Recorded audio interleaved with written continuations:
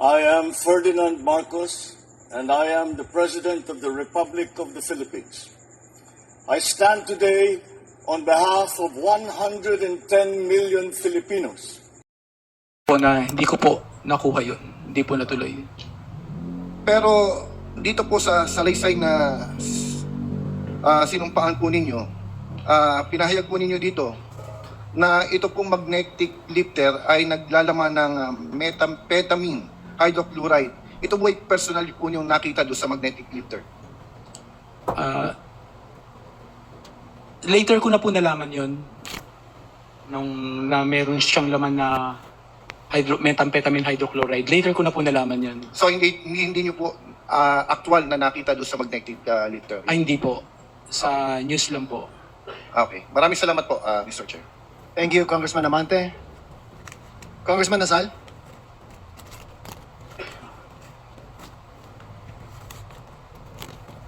I would just like to make a manifestation, Go ahead, Mr. Chair.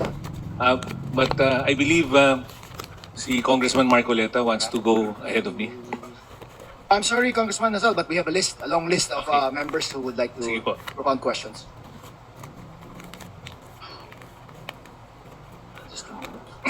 Is the manifestation in relation to the testimony or the affidavit of Mr. Madriaga? Yes. Go ahead, sir. Mr. Chair.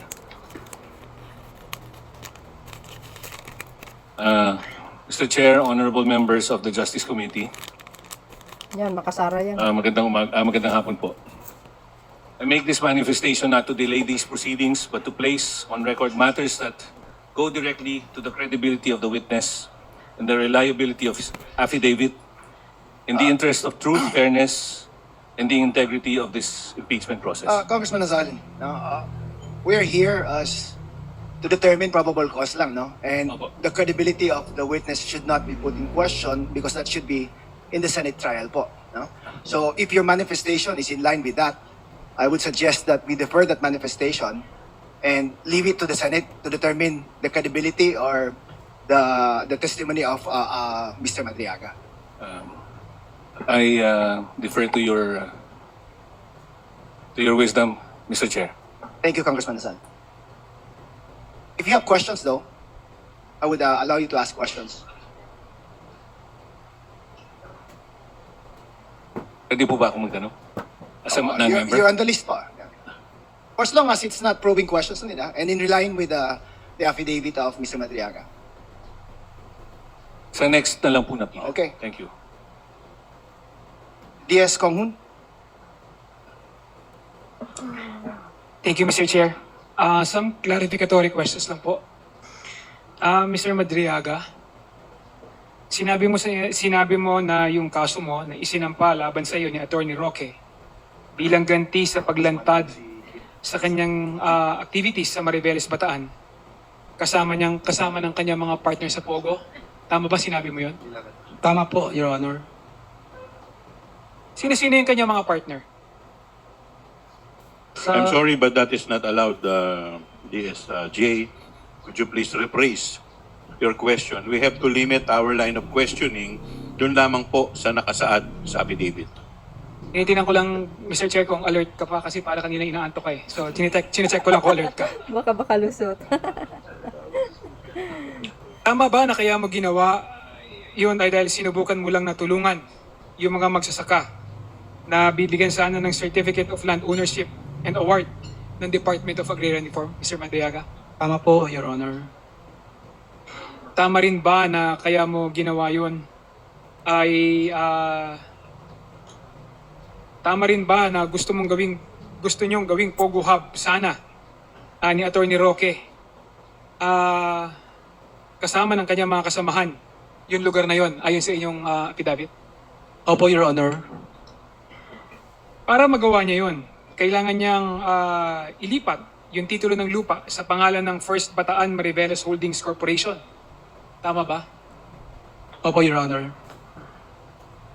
Nabanggit mo din na ang presidente at CEO nitong korporasyon na ito ay si Danny Coral, na siya rin ay isa sa mga incorporator ng Lucky South 99 Outsourcing Incorporated at Lucky South 99 Corporation. Tama Opo, Your Honor.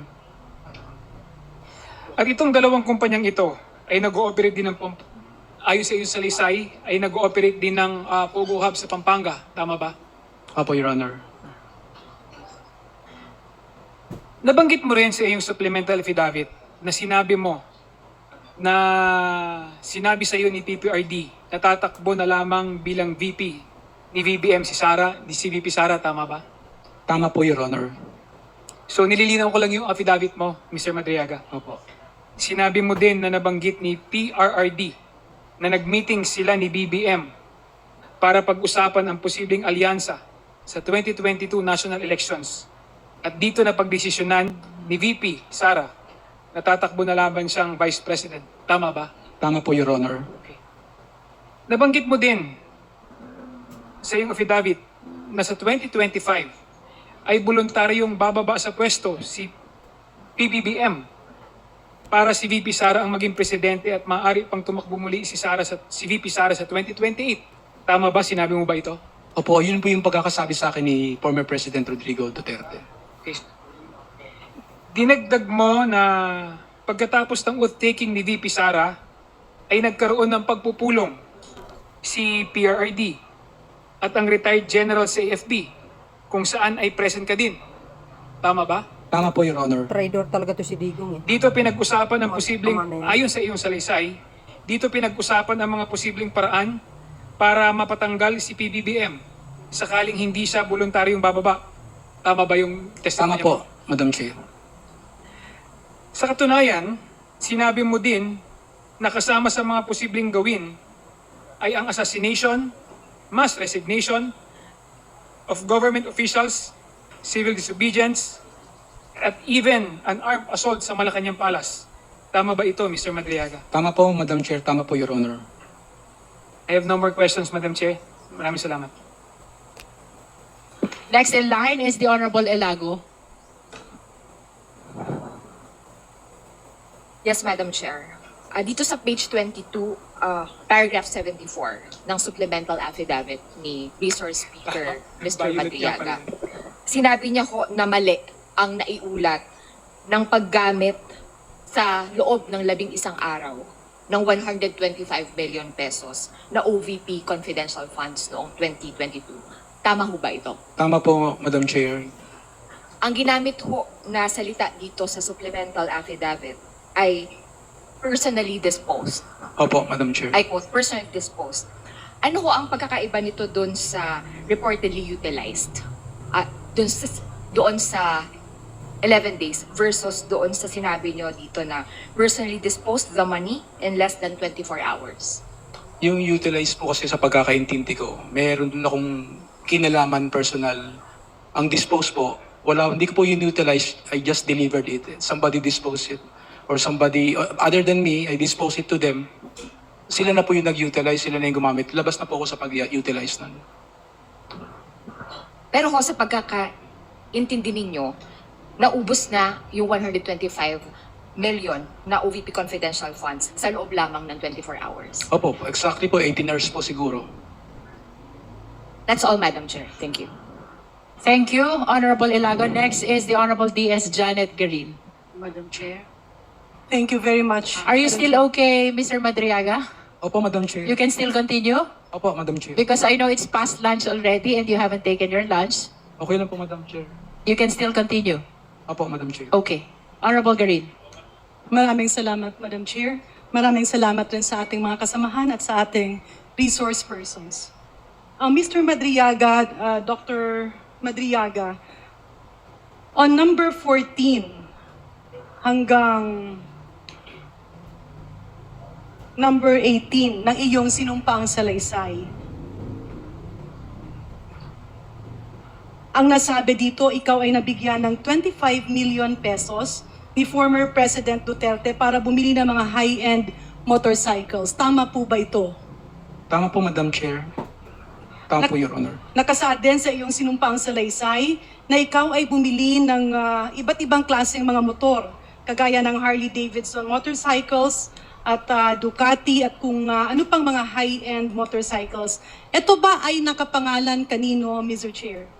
Sa pagkakaintindi po, pagkakaalam ko po, sa akin po tsaka sa anak ko.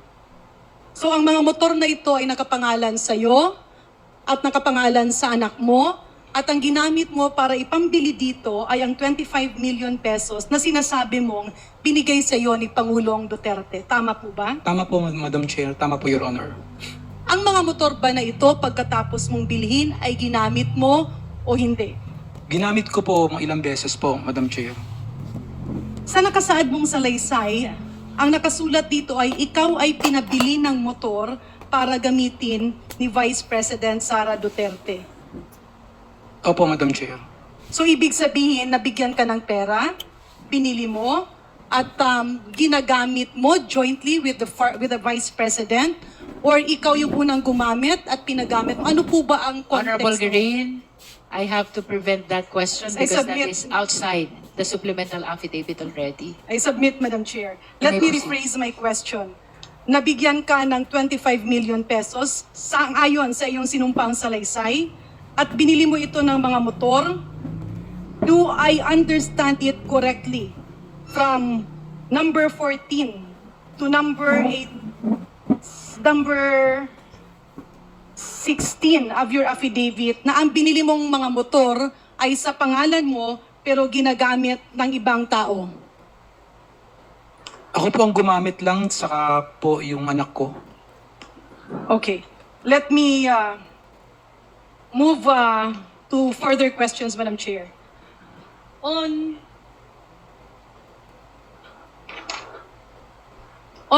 number 19 to 22, sa iyong sinumpaang salaysay, Mr. Madriaga, ito po ang salaysay mo na sinasabi mong ikaw ay naatasan at tinawagan para ipalabas ang isang equipment sa Bureau of Customs. Do you confirm this?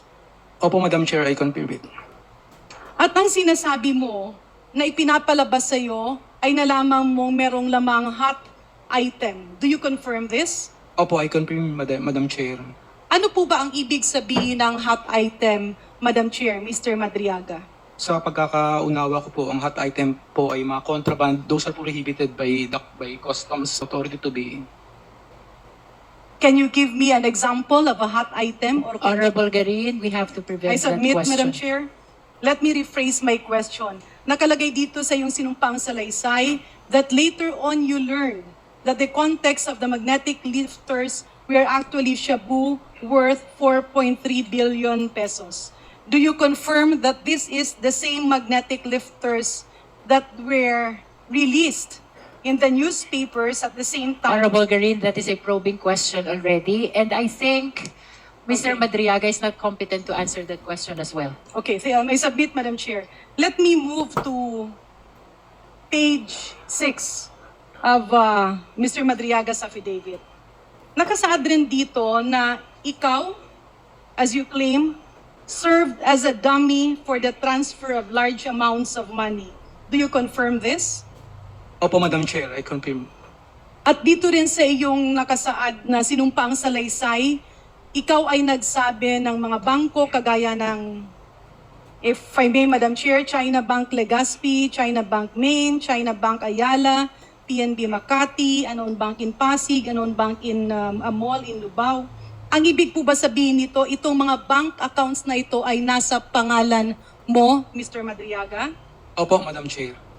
At nakasala din sa iyong sinumpang salaysay na pinapahintulutan mo ang Kongreso na hingiin at buksan ang laman ng mga accounts na ito? Opo, Madam Chair. Madam Chair, if I may, medyo mahaba-haba kasi yung portions na ito.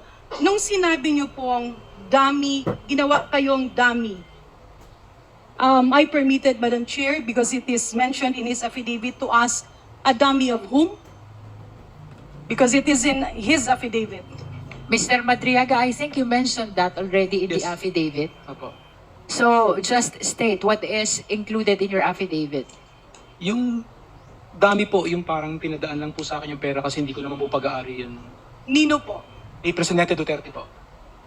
Madam Chair, my next question is something that is quite close to my heart as a medical doctor. Kasi po, pardon me with this, Madam Chair, nung pong panahon ng pandemya, ang isang pabigat sa sambayan ng Pilipino ay yung napakamahal na testing sa Pilipinas na hindi lang isang beses, hindi lang dalawang beses, multiple, even more than 20 times, kung saan ang COVID testing na yan ay naglugmok sa maraming pamilya sa kahirapan. It was a very bad news, Madam Chair, nung narinig ko yung Pharmally. Dahil sa pagkaalala ko, nung ito iniimbestiga ng Senado, ito ang isa sa mga kumpanya na bumili ng milyon-milyong testing kits na nakaabot ng bilyong-bilyong piso na inutang natin, at medyo ako'y nasasaktan, Madam Chair, nang mabasa ko dito sa supplemental affidavit na again, andi dito na naman yung allergic tayong pakinggan. The word Pharmally. Can Mr. Madriaga confirm nang sinasabi niyang Pharmally na kumpanya sa kanyang sinumsalaysay is the same company that was investigated by the Senate of the Republic of the Philippines? I think Mr. Madriaga is not competent to answer that, so we will just have to confine to the statement of Mr. Madriaga about the mention of Pharmally in the affidavit. I submit, Madam Chair, in number 38 of his affidavit, he mentioned Lin Wei Xiong, the financial officer of Pharmally Pharmaceuticals, who called him directly to coordinate the turnover of 175 million pesos. Can Mr. Madriaga confirm this? Yes po, Madam Chair. If I may, Madam Chair, dahil nandun sa kanyang affidavit na siya ay natawagan, nakakapag-Tagalog po ba si Mr. Lin Wei Xiong? That is a probing question already, T.S. Janet Garin. Yeah, but Madam Chair, I wanted to establish kasi ito tinawagan at naharap niya. Nonetheless, please confine to what appears in the affidavit. Yeah, it appears in the affidavit, Madam Chair, that Mr. Lin Wei Xiong asked him, where will the money be used? It also appears him that he was told to directly coordinate at mismong nakita niya si Mr. Lin Wei Xiong, whom if I recall, is the same person as Mr. Alan Lim during the previous congressional hearings. That's why it's very important, Madam Chair, because this was a question that was left hanging before, whether the communication tool between those involved and that of the Chinese people involved is who. Kaya etong dito, kapag siya'y nakakapagtagalog, malamang pong maririnig natin dahil nakaharap ni Mr. Madriaga specifically in delivering 175 million. Honorable Garin, that question was left hanging in the Quadcom investigation. This is a different forum, so please confine the clarificatory questions to what already appears in the supplemental affidavit. I lament, but we have to prevent that question. Yeah. Can I be allowed to rephrase, Madam Chair? Nung Yes, siya ba ay please. tinanong, was it in Tagalog or English? That is a similar question, D.S. Garin. I submit, Madam Chair. Let Please me move proceed to the next question. Thank you, Madam Chair. Mr. Madriaga, ang ibig niyo po bang sabihin dito? Kayo ang personal na nakakita na 175 million pesos ang nanggaling sa Pharmally Pharmaceuticals at ibinigay sa inyo para pondohan ang kampanya sa politika. Ang nabigay po sa akin si Lin Wei Xiong, hindi ko po alam kung Pharmally, sa Pharmally po galing yun. Pero sa kanya po galing yung 175 million. At dito po sa inyong affidavit, nakalagay po dito na si Lin Wei Xiong ay ang financial officer ng Pharmally Pharmaceuticals. Apo.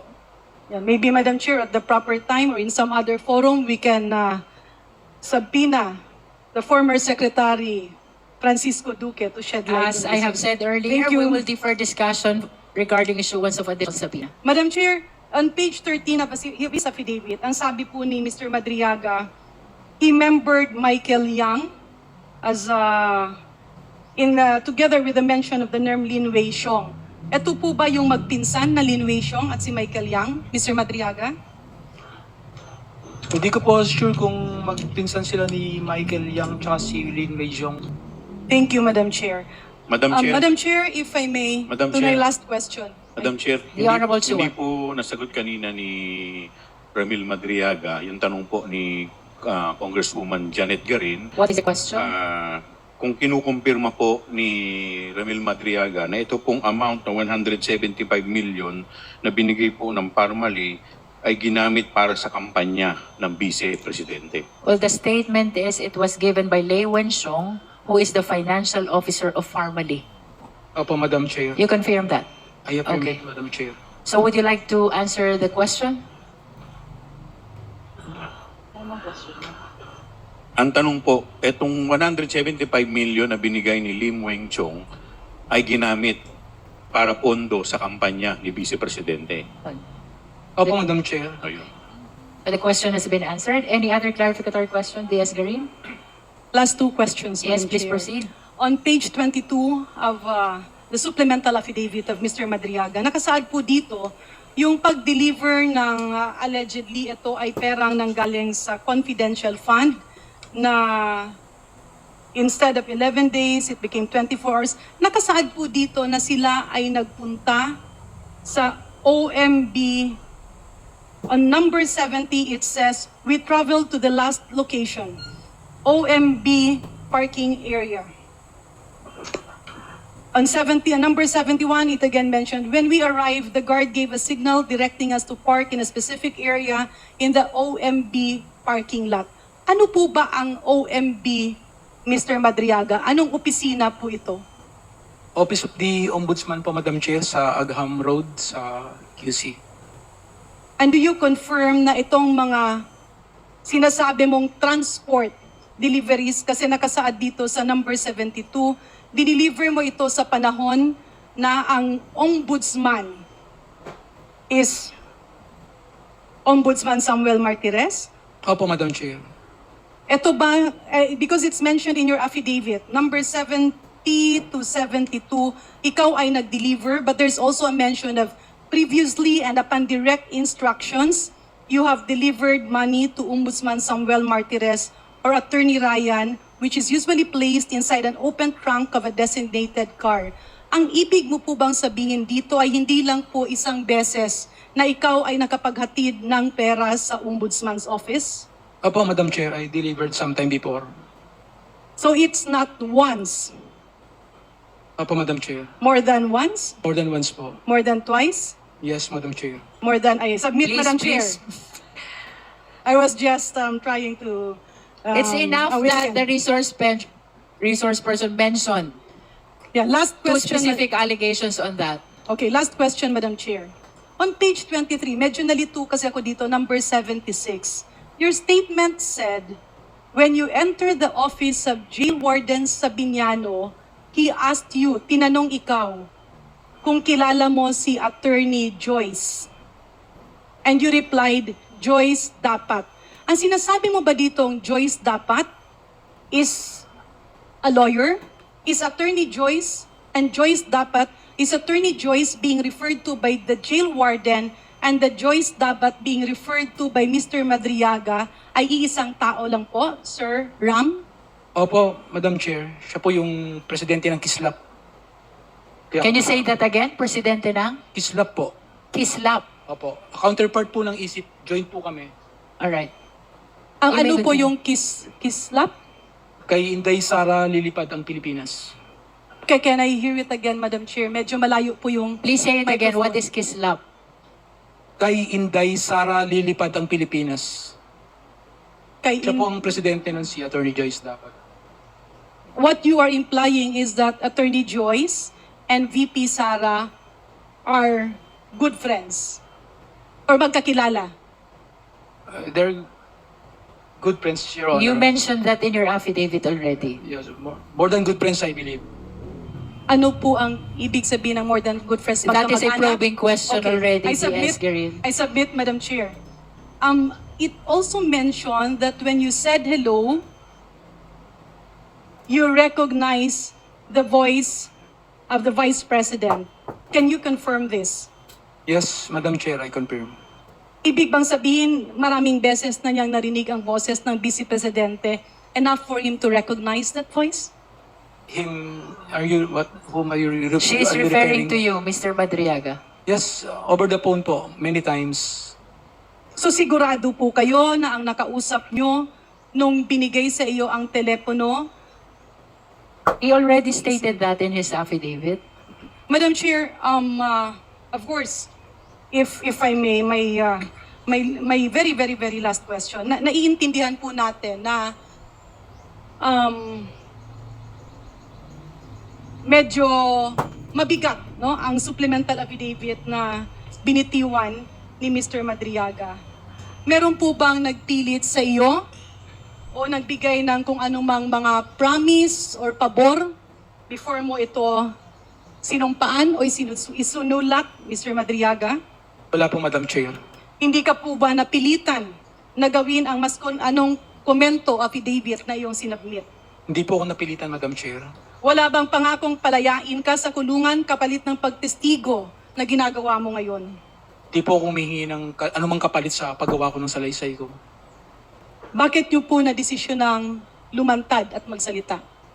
Una po, kailangan din pong malaman na ng mga tao yung kalokohan po ni Atty. Roque na pinoproteksyonan ni BP Sara eh. Yung land grabbing po na yun, maliit na portion lang po yun ang ginagawa nila. Naniniwala po ako sa buong Luzon na marami po, Zambales, Pangasinan, La Union, Cagayan. Kailangan ko na po magsalita para dun sa mga magsasaka. Hindi lang po yung magsasaka ng Maribeles o Bataan, pati po sa iba. Thank you, Madam. Thank you very much, Madam Chair. Maraming salamat, Mr. Madriaga. Maraming salamat sa lahat. Thank you. The next to raise clarificatory questions is the Honorable De Lima. Thank you, Madam Chair. Before I ask my questions, and my questions will focus only on 3 points because some of the points I needed to raise were already covered by Deputy Speaker Karin.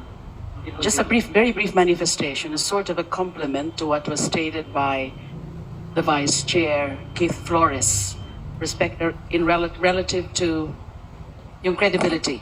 That credibility of witnesses at this point is not really considered yet. Let me point out the case of, I know this very well because I'm the petitioner here, De Lima versus Guerrero. De Lima versus Judge Guerrero, GR number 229781, October 10, 2017. Sabi po ng Korte Suprema, the court clarified that the admissibility of evidence, property value, and the credibility of the witness are matters that are best left to be resolved in a full-blown trial. Dito nga sa kaso na ito, lumampas na po ito sa preliminary investigation. Nandun na po dun sa pag-file namin ng motion to quash. When my lawyers filed a motion to quash in the very first drug trafficking or conspiracy to commit illegal drug trading filed against me, which you know has been dismissed ultimately. But now, that was at that stage, meaning nasa korte na. Pero wala pa yung full-blown trial. Wala pa yung trial on the merits. Lampas na ng preliminary investigation.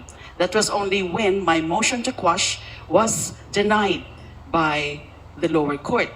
So my lawyers went to the Supreme Court. I was questioning the very credibility of those witnesses against me. And the court said very clearly, verily, I quote, the admissibility of evidence, their evidentiary weight, property value, and the credibility of the witness are matters that are best left to be resolved in a full-blown trial. So ibig sabihin, within the context of an impeachment case, nasa Senado na po yung tungkol sa issue of credibility. But syempre, that is really the strict general rule, but hindi naman pwede namang sabihin, hindi pwedeng sabihin na absolute rule na talaga. Kasi lininaw din po sa Navarro versus Cornejo, na this is GR number 263329, February 8, 2023. The court cautioned against a mechanical approach, stating that to ignore glaring and manifest inconsistencies would be to abdicate the prosecutor's duty to screen cases properly. Take note, ang magiging exception lang na pwedeng i-consider yung issue ng credibility of a witness before us, before these proceedings, which is akin to preliminary investigation ang kapag glaring and manifest inconsistencies. But balik po tayo sa general rule. So ang nasasabi po sa De Lima versus Judge Guerrero, it establishes that while prosecutors may consider the evidence presented, they are not expected to make definitive credibility determinations at this stage. So yun po, malinaw po yan. That's a jurisprudential ruling. The committee appreciates the jurisprudence shared by the Honorable De Lima. Thank you, Madam Chair. I proceed That to my... jurisprudence, I believe, involves you as well. Yes, I was the petitioner. Yes, as the And the Supreme Court accused. dismissed my petition, and therefore trial proceeded. Trial What on the is merits. clear is that issues pertaining to credibility of witness from the jurisprudence that was shared must be tackled in the trial of this impeachment complaint. And that should happen in the Senate, not here in the Tama po yun. Justice Committee. Tama po yun, Madam Chair. 3 points, 3 factual points. I suppose and I hope this will fall within clarificatory questions and not probing questions. Sa simula po ng... Kindly speak closer to the microphone, Honorable De Lima. Thank you, Madam Chair. I'm looking at the supplemental affidavit. And doon po kasi sa narration about yung pagpunta sa DepEd Central Office. Mr. Madriaga. By the way, Mr. Madriaga, nice to see you again. Nice to see you po, ma'am. Maraming Again, salamat po. after December 8. Opo, Madam Now, Chair. in fact, noon, at least I can say now na medyo may pagka-relax po kayo ngayon because what I recall is that nung una kayo nakausap ng December 8, haggard na haggard po kayo. At meron din mga punto doon na nakita ko nagiging teary-eyed kayo nung kausap ko po kayo. Opo, Okay, Madam so Chair. my question. Doon sa pagpunta sa DepEd Central Office, yung sabi nyo nga po, under paragraph 60, at around past 3 or 4 p.m., 2 government vehicles with red plates entered the DepEd compound, and then Colonel Nolasco told me, ayan na, ayan na. Colonel Lachica appeared the lady who I later learned to be Special Disbursement Officer, SDO Gina Acosta. Now, sabi niyo po, at that point, di niyo pa alam na siya si Gina Acosta. Opo, Madam Chair. Pero subsequently, nalaman niyo po na siya si Gina Acosta. Opo, Madam Chair. Kung magpapakita po tayo ng photo sa Gina Acosta, ma-identify niyo po kaya siya? Maalala niyo pa po siya? Siguro po, Madam Chair. Siguro. Honorable De Lima, I lament that showing picture will entail probing already I the submit. statement of the resource person. I submit, Madam Chair.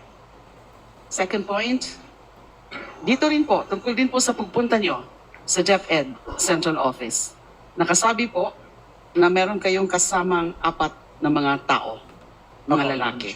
These are Richard Peralta Babagay, or Richard, Arman Villanueva, Arman, a certain Chief, and a certain Ruel Noel. Yes, Madam Chair. And in fact, in subsequent paragraphs, madalas yung nababanggit din si Arman and even itong si Richard. Opo, Madam Chair. Mga sino po sila? Si Richard po, yung kasama ko sa Board of Director ng EC Pilipinas.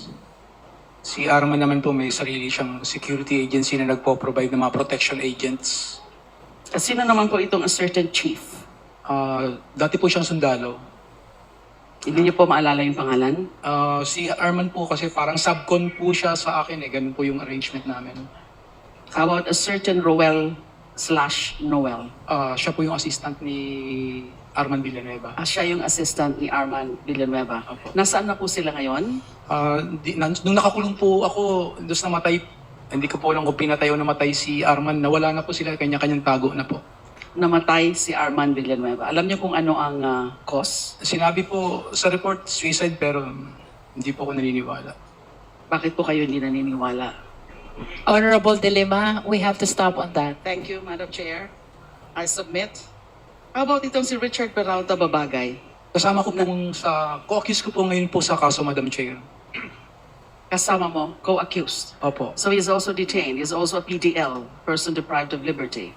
Opo.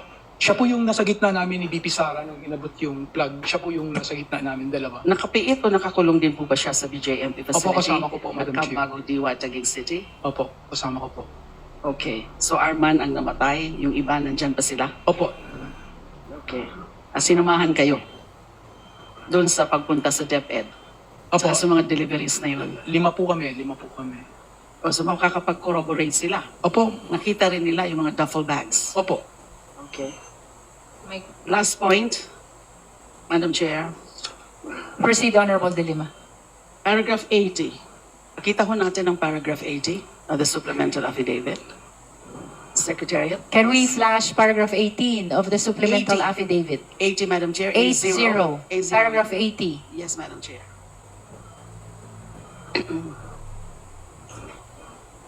80 says, more importantly, I felt betrayed that despite all my efforts to support Sarah, to the extent of even committing high-risk acts for her and her family, she did not lift a finger to stop Attorney Roque, lesser known ally and supporter. So na makikita po dito so you felt betrayed dahil hindi Opo. kayo tinulungan Opo, Madam Chair. nung kinasuhan na kayo ni Attorney Roque. Opo, Madam Chair. So ito ho ba ay pwede ho ba nating masabi na galit kayo kay VP Sara? Honorable De Lima, I think that's probing already. Thank you. That's all I have. Thank you very Thank much. you, Honorable De Lima. Now we proceed with the Honorable Ko. Thank you, Madam Chair.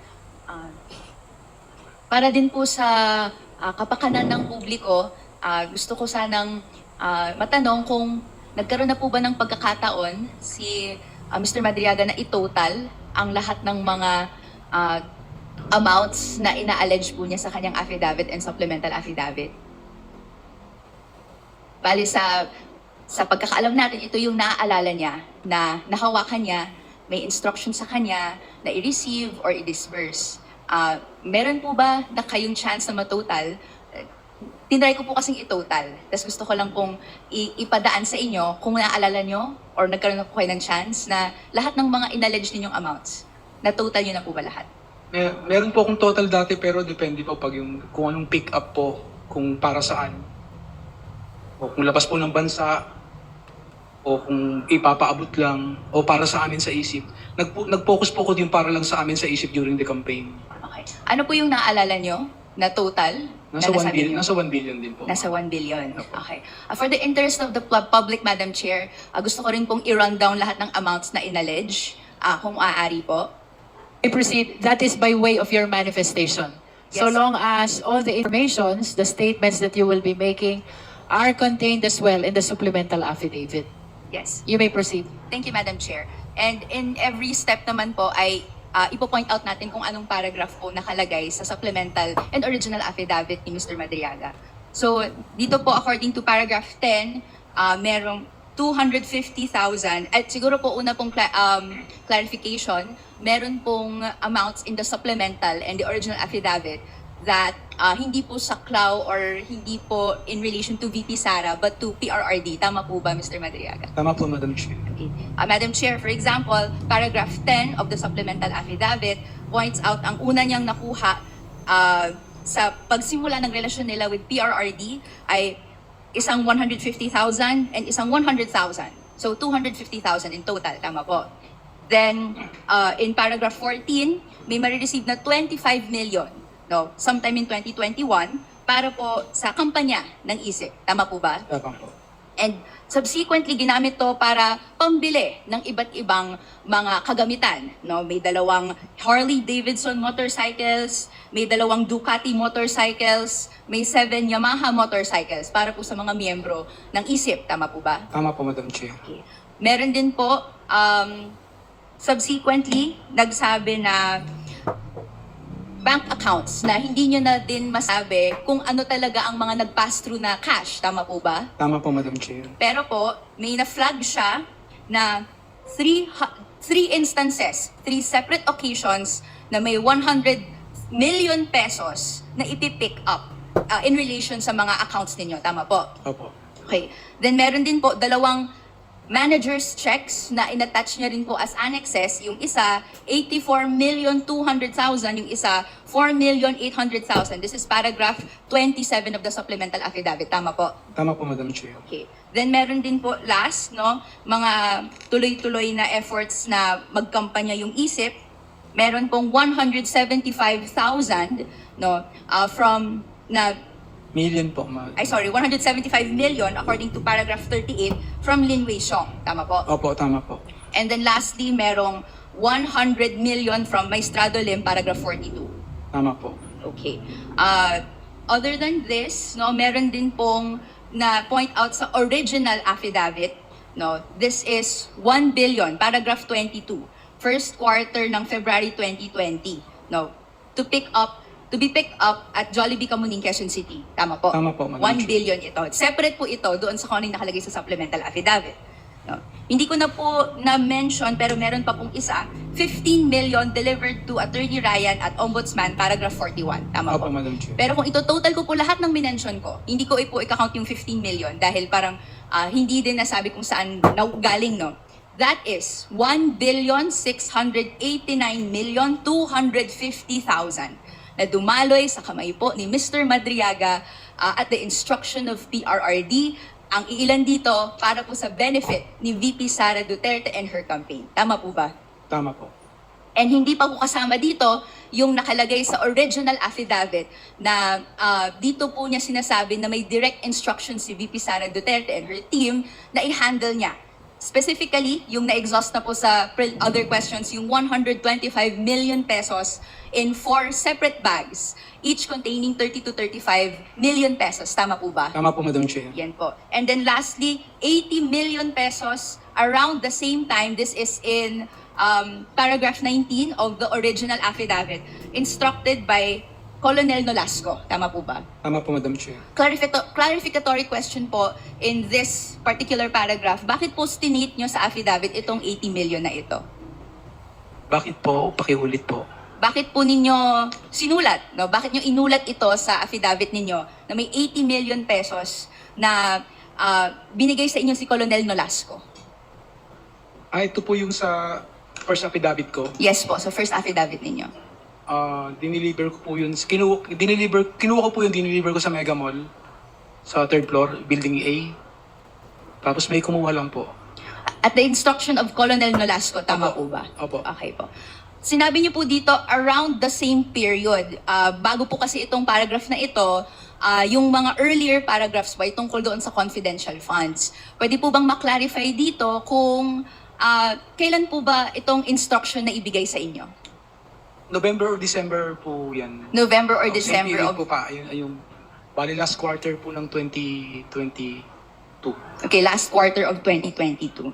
Okay. Kung ito total naman po lahat ng mga amounts na may dumaloy na instruction as alleged po ni Mr. Madriaga kay VP Sara Duterte and her team through Colonel Nolasco, ang total po niyan ay 205 million pesos. And it was during her incumbency as the Vice President. So, malaking amount po ito, not an amount to scoff at, no? Ilang mga classrooms ba? Ito na po, manifestation ko na po to, Chair. 500 classrooms ang kaya magawa ng 125 million. Kung nakapeg nga po ay 250,000 per classroom. What more kung idadagdag po tong 80 million and what more ang dumaloy na 1,689,250,000 sa kamay po ni Mr. Madriaga. And this is not even accounting lahat po ng pera na dumaloy sa kanyang accounts. And hindi po niya maalala dahil hindi po nakalagay po dito sa affidavit. So, siguro yun po ang gusto kong clarifications na gusto i-make as to the amounts, no? My next set of questions, relation na lang po doon sa land grabbing case. To clarify first preliminarily, Madam Chair, nasa records na po natin yung letter na sinulat po ni Mr. Madriaga kay Honorable Laila de Lima. Am I correct, Madam Chair? Can I hear it again? Just to clarify, kasama na po ba sa records natin at pwedeng matanong kay Mr. Madriaga yung tungkol sa contents ng kanyang handwritten letter kay Honorable No. Laila de Lima? No, not No. yet. Okay. So far, what has been received by the committee secretary is the first affidavit and the supplemental affidavit. Okay, then I will confine my questions in relation to the land grabbing. So, na-mention niya po sa affidavit. Yes, but let me remind the justice members that the court allowed Madriaga to attend the hearing only until 4 o'clock in the afternoon. So please confine your clarificatory questions to the most important questions because we still have a long list here of justice members who wishes to avail of this clarificatory hearing. Thank you, Madam Chair. I'll make it very brief. Na-mention niyo po sa paragraph 48 na may land grabbing activities kayong napansin, no, doon sa Bataan. Pwede po bang madetalye niyo? Na-mention niyo po to kay VP Sara about this concern. Kailan niyo po na-mention to kay VP Sara?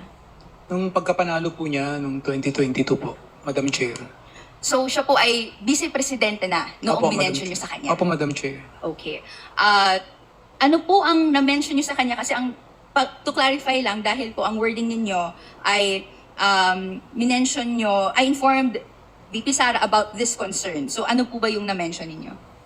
Yung land grabbing po sa Bataan na sa pag-iimbestiga ko po, kasi 2020 ko pa po ito tinututukan. Nalaman ko po yung company po ng asawa po ni Attorney Harry Roque, ang presidente, yung company na kuha dun sa mga lupa. Bakit niyo po nasabi na land grabbing ito? Bale, yung mga lupa po na yun, hindi naman po binibenta yun ng mga magsasaka eh. Yung iba po doon na naklowa na iba, wala pang walang pera, kaya hindi pa nakukuha yung klowa, nagbabayad pa sila sa land bank. Tapos bigla pong nalaman nila nang magbabayad na sila ng sa land bank po. Mr. Madriaga, kindly cease from responding further to that question because that is outside your affidavit already. Okay, just a final clarificatory question. Dahil nakalagay naman po sa paragraph 48 no, that shinare po ito kay VP Sara. Opo. And according to your affidavit, nung minention nyo na ang involved ay First Bataan Mariveles Holding Corporation, ang involved sa dinescribe yung land grabbing incidents, she told you that she cannot do anything and she will no longer meet with a group of farmers. Tama po Opo. ba yun? Tama po, Madam Chair. Here ends my clarificatory questions and my last manifestation would be dahil ito po ay naging acts doon sa saklaw niya bilang pagka-vice presidente, may consider sana ng House Committee on Justice yung ginawa po and ang incident na nire-report sa atin, may issue of quote-unquote land grabbing, no? Na VP Sara said she cannot do anything about nung nalaman niya po kung sino yung kumpanyang involved. That is all, Madam Chair.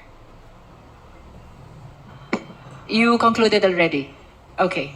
Next in line is the Honorable Keith Flores. Again, please limit your questions to the most important clarificatory questions because Madriaga is allowed by the court only until 4 p.m. today. Thank you, Madam Chair. Mr. Mariaga, can you go to paragraph 71 of your supplemental affidavit?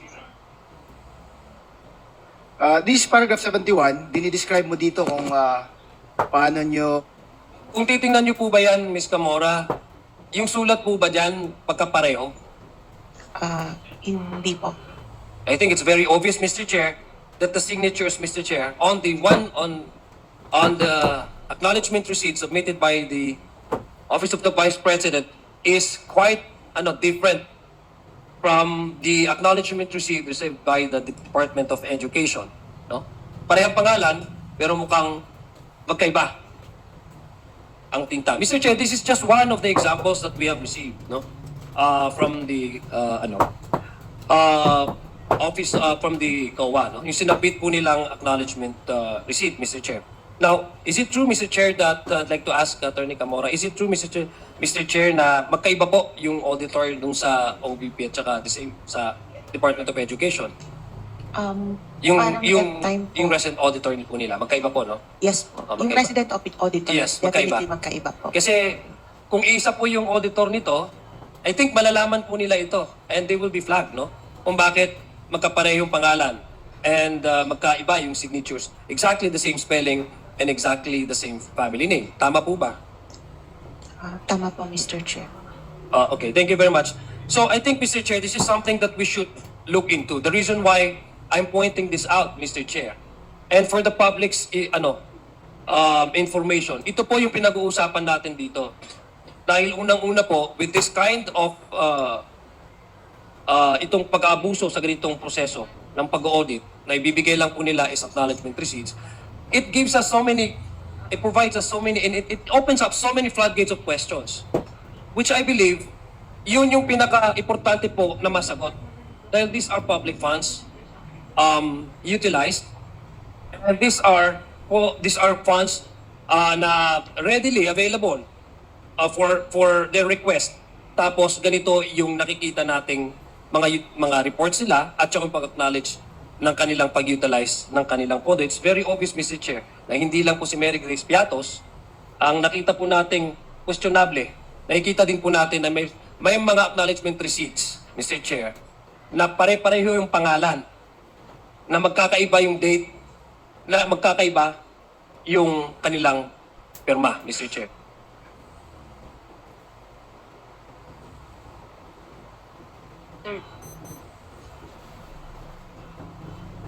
Next video is dated October 17, 2024 hearing.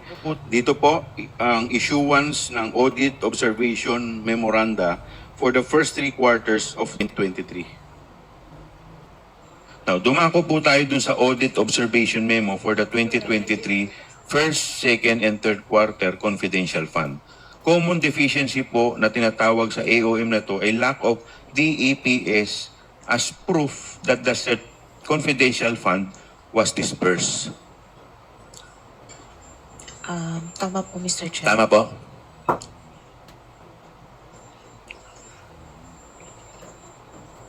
Tama. Tama po, Mr. Chair. Ang rason po kaya kung bakit walang test na inattach ang OBP ay ang ginagamit nilang batayan o standard sa pag-liquidate ng Confi Fund ay yung lumang DILG Memorandum Circular. Ano po sa tingin ninyo? Pwede. Pwede, Mr. Chair, since dati hindi pa po required ang DEPC. So marahil, ito na yung nakasanayan na guidelines ng staff ng OBP sa pag-liquidate po ng Confi Fund na galing po sa Davao. Tama po ba? Pwede, Pwede. Pwede po, tama? Yes, Mr. Chair. So, ibig sabihin, kaya po nagkaroon po ng ganyan dahil parang yung nakakagawian po nila dati, yung pa rin ang ina-apply nila sa ngayon. Tama po ba? Tama po, Mr. Chair. Okay, thank you. Yun lang po. Next video is dated December 9, 2024. Dito po, ipinresent yung mga receipt kung saan ang mga pangalang Milky Sequoia, Kokoy Villamin, at Mary Grace Piatos ay lumabas. Katulad din po sa OVP, napakaraming maanomalyang acknowledgement receipts ng DepEd. I will be showing on the screen right now acknowledgement receipts of persons with almost the exact same stroke ng pagpirma. In fact, hindi man halos mabasa dun sa pangalawang pangalan, hindi halos mabasa yung panunulat nung gumawa nito. Sa slide naman, sa susunod na slide natin, meron din naman pong mga individual na 2 beses nakatanggap. Ito si Milky Sequoia na pinakilala sa atin kanina. 2 beses po siya makakatanggap sa DepEd, pero magkaiba po ang pirma sa unang Milky Sequoia sa pangalawang Milky Sequoia. Meron din naman po tayong acknowledgement receipts na kung saan ang confidential funds ay na-disburse on the same day on completely different locations. Dito po makikita natin nag-disburse ang DepEd sa Makati at sa Cebu on the same day, March 4, 2023.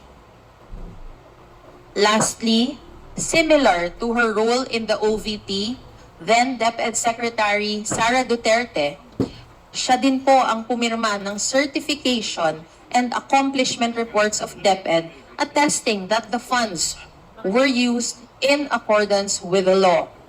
These certifications were made under oath, again, as said by Congresswoman Luistro, before a notary public notarized by a attorney, Rochelle Abella.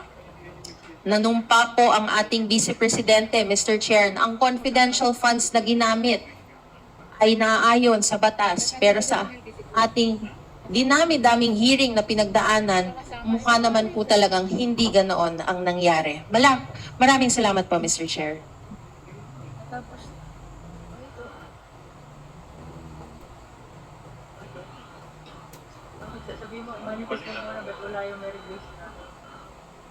Mukhang mali po yata yung video na i-present dahil lang supposedly yun po yung December 9, 2024 hearing kung saan yung receipt na binanggit po yung pangalang Milky Sequoia, Kokoy Villamin at Mary Grace Piatos. Yung pinakita pong video na yan, ayan po yung November 25, 2024 kung saan yung pagkakapare-parehos po ng signature across 4,500 acknowledgement receipt. Okay, so with that, can we proceed to the December 9, 2024 video? This pertains to receipt with names Milky Sequoia, Kokoy Villamin, and Mary Grace Piatos. The one which was played pertains to the November 25, 2024. Din po sa OB. Natuloy siya, no?